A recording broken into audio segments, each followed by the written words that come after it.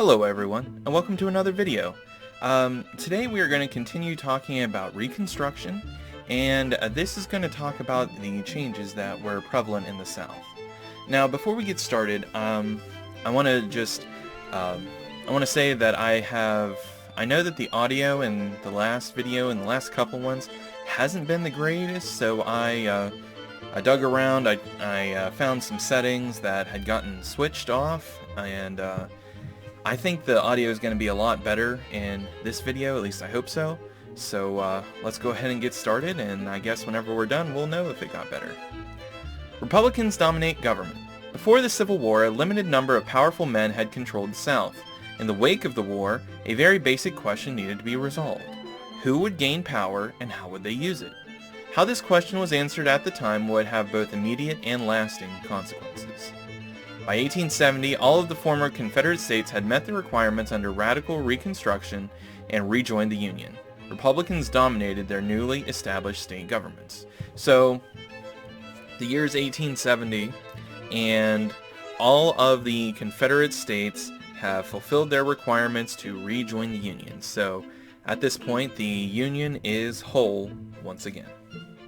And after rejoining the Union, a lot of the Confederate states elected Republicans to run their new state governments. Radical Republican members of South Carolina's first legislature after the war. Now, as we look at this state legislature, you're going to see some people in here that you would never have seen elected to government before the Civil War. African Americans at the polls. Almost 1,500 African American men, some born free, some recently released from slavery, helped usher the Republican Party into the South by taking on roles in state and local governments. These new African American citizens served the South as school superintendents, sheriffs, mayors, coroners, police chiefs, and representatives in state legislatures. 6 served as lieutenant governors. 2 state legislatures in Mississippi and South Carolina had African American speakers of the House. Between 1870 and 1877, 2 African American senators and 14 African American congressmen served in the U.S. Congress. So we're seeing some vast, rapid changes in the country. You know, we're seeing African Americans who, in the span of one generation, going from being born a slave and kind of not really having a future at all. They had no hope, they had no prospects for the future of what they were going to be. They just thought they were going to work until they died, and that was just going to be it.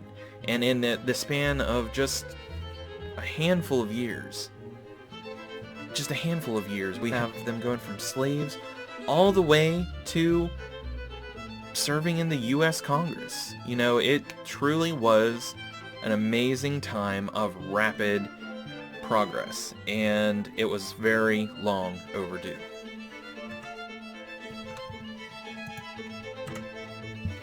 Most importantly, millions of Southern African American men were now voters.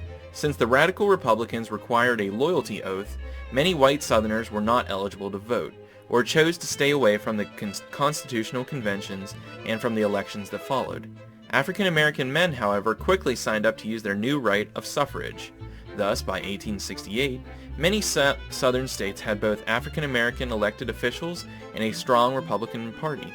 Ironically, South Carolina, the state that had ignited the Civil War, if you remember, they were the first ones to secede, became the one state where an African American majority ruled the legislature, though only for a short time. So, even though South Carolina was the state that first to secede, the first to kick off the Civil War, they were the ones that elected an African American majority legislature. While it was short-lived, they were still the first ones to do so. Scalawags and carpetbaggers. It's more than just 2 weird words. The Republican Party attracted not only African American Southerners, but also others who sought change and challenge. Scalawags, as Southern white critics called them, were white men who had been locked out of pre-Civil War politics by their wealthier neighbors. The new Republican Party invited them in. So there are going to be new people that were not in politics before that are trying their hand at this whole politic thing. And Southern white critics called them scalawags. Scalawags found allies in Northern white or African American men who relocated to the South. These Northerners came seeking to improve their economic or political situations, or to help make a better life for freedmen. Many Southern white people resented what they felt was an invasion of opportunists come to make their fortunes from the South's misfortune. Southerners labeled the newcomers carpetbaggers, after the inexpensive carpet cloth suitcases often carried by Northerners. For carpetbaggers, the opportunities in the New South were as abundant as those in the western frontier. New land to be bought, new careers to be shaped. The progress of Blanche K. Bruce presents an example. Born a slave in Virginia, Bruce learned to read from his owner's son. When the war began, Bruce left the plantation and moved to Missouri, where he ran a school for African American children for a short time before moving on to Oberlin College in Ohio. So, these carpetbaggers and scalawags, these were people that, I'm going to go back to them for just a second. These were people that are originally from the North. They are maybe poorer people, maybe people that don't have as much of as a leg up as other people do. But then they see the South is in ruins, and they need people down there. So they're like, oh, I'll go down there. You know, I may not be a super rich person, but I'm a lot better off than those people are down there. So I'm going to move down there. They're going to be looking, they need money. So they're probably going to sell their land pretty cheaply because it's in ruins. So I'm going to buy up their land. I'm going to essentially make the best of their bad situation for myself. And that's what a carpetbagger was. They moved in, they took advantage of the situation, and while, yes, they did help rebuild the South, they did so for very selfish reasons. So that's why the Southerners that were originally from the South and still lived down there looked at these newcomers with like kind of hate and disdain, because they didn't like that they were there, but the carpetbaggers did help rebuild the South. And this political cartoon that I've included here, it does give a it's a cartoon depiction of a carpetbagger. And whenever you look at him, he does not look like a very nice person. He looks like he might be wealthy, you know, with the suit and the top hat that he has on, but he looks like a very nasty person. They did not like the carpetbaggers in the South. So back to our example of Blanche K. Bruce. In 1866, Bruce, now 25 years old, went south to Mississippi, where he became a prosperous landowner and was elected to several local political positions. In 1874, in his mid-30s, Bruce was elected to the U.S. Senate. Bruce's story highlights several characteristics of the carpetbaggers. First, they were often young. Second, since only the wealthy minority of white Southerners were literate, a Northerner with even a basic education had a real advantage. Finally, for African Americans, the South was the only place to pursue a political career. Even though the 15th Amendment established suffrage nationally, no African American congressman was elected from the North until the 20th century. So, the South was really the place for opportunity for these people. You know, they had been decimated from the war. They had nothing. Their infrastructure was destroyed. You remember back to the whenever I taught you about Total War? Well, due to Total War, one thing that was destroyed was infrastructure. I'm talking roads, bridges, you know, the things that people rely on to get around. They would tear them all up. Railroads, public buildings, schools, hospitals, burn them all to the ground. That was Total War. And, you know, it was in shambles. The South was in shambles, and the carpetbaggers took advantage of this for themselves. Yes, did they help the South by rebuilding it? They did, but, you know, it was in order to prosper themselves. Women and Reconstruction.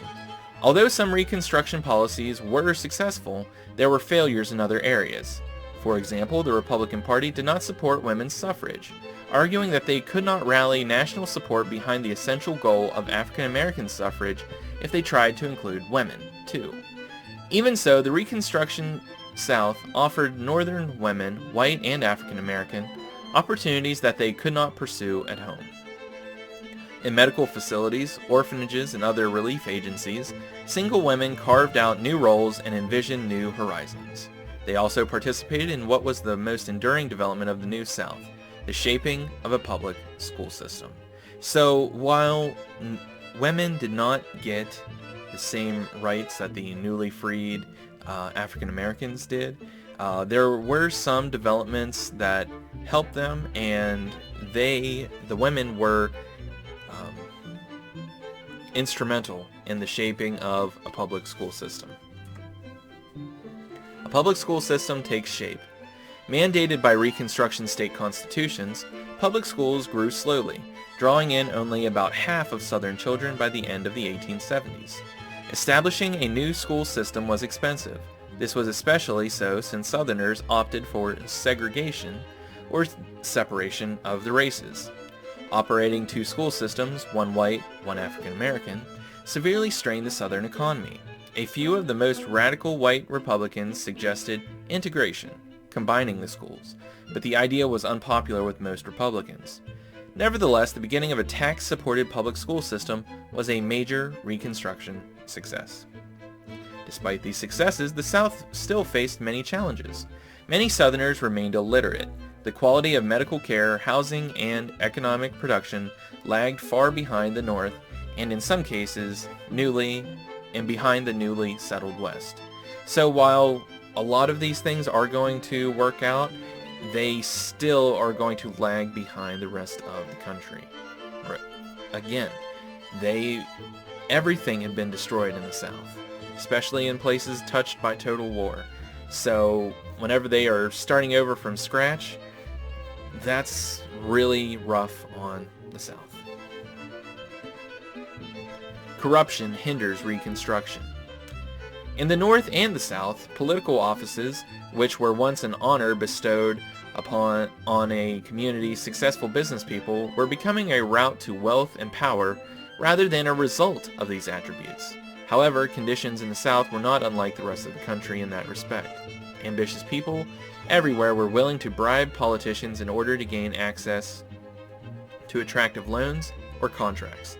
So we're seeing a lot of corruption, a lot of people paying bribes, taking money for favorable political alliances, and this is really going to hinder Reconstruction. Some of the most attractive arenas for corruption included the developing railroads. Republicans were the party of African American freedom, but they were also the party of aggressive economic development. Building railroads had two big advantages.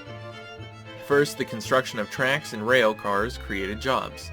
Second, the rail lines would provide the means to carry produce and industrial goods to expanded markets. Hence, in many states across the nation, legislatures gave public land or lent taxpayers money to railroad speculators. In some cases, the speculators delivered on their promises and repaid the loans. I want to stop there for just a second. Remember, a speculator is a person who invests money in something thinking that they can turn around and sell it later for a profit. But Southern leaders, who had fewer resources and less financial expertise than their Northern peers, found that a good number of their loans were stolen or mismanaged. Though Northern white speculators defaulted to, many Americans use these examples to argue that Southern African American politicians were dishonest or incompetent. So a lot of Southerners looked at this and was like, well, this is the fault of the newly freed African American politicians. They were saying that this was their fault, that it was on them, blah blah blah blah blah. There was nothing that really said that it was them, but they were just using that as a scapegoat. freed people rebuild their lives. For newly freed African Americans, the importance of such issues as public corruption was matched by the importance of trying to work out new social institutions and economic relationships. Some freedmen deliberately moved away from the plantation, even if the owner had been a generous person. As one minister put it, as long as the shadow of the great house falls across you, you ain't going to feel like no free man and no free woman. So, even though some slave owners were not as terrible as others, not all slave owners were the same, but even though you may have had a more generous owner, they were still your owner. You were still their property. So you really can't blame people from trying to get away from that as far as they can. Before emancipation, few African Americans had been able to legally wed under Southern state laws. During Reconstructions, families could formalize their relationships. Yes, while they were slaves, African Americans could not marry. You're a slave, you're property, you're not a person. Only people get married. And that was how they were seen. So while there were slaves that, fell in love and started families and all of that, they weren't allowed to get married. There was nothing formal on paper. So during Reconstruction, whenever they were given the right to marry, a lot of families got started. And they were, I should say, formally, officially got started. Jobs and family. For the first time, many African American men and women could legalize and celebrate their marriages, build homes for their families, and make choices about where they would reside, though these choices were restricted by black codes limiting what work they might do. Life presented new problems and opportunities. So this is going to be a major change from how these people have lived their lives and what they thought was just going to be life from then on. Many African Americans headed for southern cities where they could develop churches, schools, and other social institutions.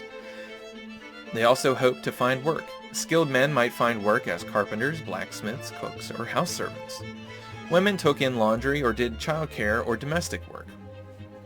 However, most often, African American workers had to settle for what they had had under slavery: substandard housing and poor food in return for hard labor. The majority of African American families remained in rural areas. There they labored in such occupations as lumbering, railroad building, or farming land for landowners, white or African American, who themselves were often poor. So while they broke away from slavery, and that was no doubt a benefit to their situations, they still are going to face discrimination and poor living conditions just due to the color of their skin. Okay guys, that's going to be it for this video. If you have any questions, you know how to get a hold of me. I hope everybody's having a great day. I'll see you again real soon. Bye.